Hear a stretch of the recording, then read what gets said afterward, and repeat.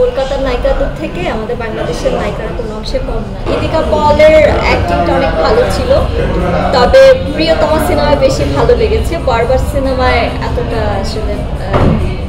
ভালো লাগে। মাথায় না দিলে একটা মেয়েকে অনেক সুন্দর লাগে মাশাআল্লাহ। মানে আমার কাছে আসলে আমি যখন আয়নায় দাঁড়াই, যখন আমি সাজি, তখন তো মাথায় না দিই না।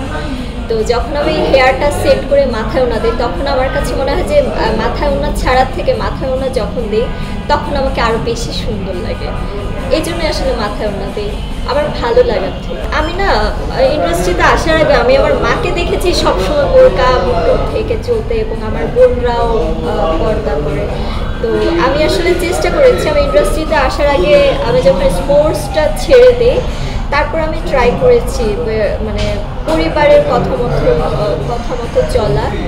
তো ইন্ডাস্ট্রিতে যখন আসি আসলে সবাই আসলে যে মাথায় ওনা দিয়ে, যে আজকে ধরেন আমি আজকে মাথায় ওনা দিলাম, তো একজন আমাকে বললো যে আপু আপনাকে আজকে এতটা গর্জিয়াস লাগছে না।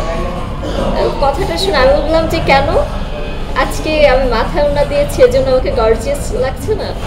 আমাকে সুন্দর লাগছে কিনা সেটা বলেন, আমার ফেসটা ভালো লাগছে তো, মানে অ্যাটলিস্ট আমি আপনার ক্যামেরার সামনে দাঁড়ালে আমাকে খারাপ লাগবে না তো, সেটা আপনি দেখেন।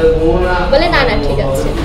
তারপর আমি বললাম যে মাথায় ওনা দিলে একটা মেয়েকে অনেক সুন্দর লাগে মাশাআল্লাহ। মানে আমার কাছে আসলে আমি যখন আয়নায় দাঁড়াই, যখন আমি সাজি, তখন তো মাথায় ওনা দিই না।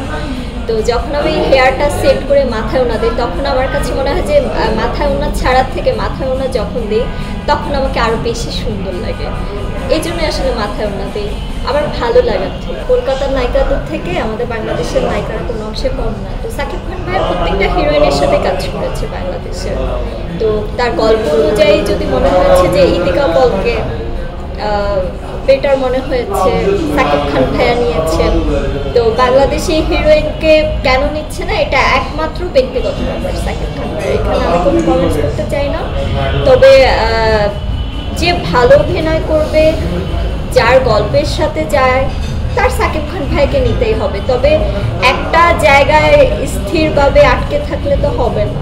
তো সাকিব খান ভাইয়া যেহেতু বাংলাদেশের স্টার, মানে সুপারস্টার মেগাস্টার যাই বলেন, দেশের বাহিরেও কিন্তু তাকে প্রেজেন্ট করতে হবে। তো দেশের বাহিরে নিজেকে প্রেজেন্ট করতে গেলে অন্যান্য দেশের হিরোইনদের নিয়ে কাজ করবে, এবং বলিউডের হিরোইনকে নিয়েও কাজ করলে আরও বেশি খুশি হবো যে না যাক, অ্যাটলিস্ট সে ইয়ার সাথে, শ্রদ্ধা কাপুরের সাথে কাজ করেছে, আলিয়া ভাটের সাথে কাজ করেছে। এটা হচ্ছে আমরা প্রাউড ফিল করবো, এটা নিয়ে জেলাস হওয়ার কিছু নেই, আফসোস করারও কিছু নেই। তো আসলে তার সাথে যেহেতু সে মেগাস্টার হয়ে গেছে, তার সাথে কম্পেয়ার করার জন্য বা তার কম্পিটিশনের জন্য আসলে অভিনয়টা ওইভাবে শিখতে হবে বা জানতে হবে, তার পাশে দাঁড়িয়ে অ্যাক্টিং করতে হবে। আর ইদিকা পলের অ্যাক্টিংটা অনেক ভালো ছিল, তবে প্রিয়তমা সিনেমায় বেশি ভালো লেগেছে। বরবার সিনেমায় এতটা ভালো লাগে যতটা প্রিয়তমা সিনেমায় পেয়েছি।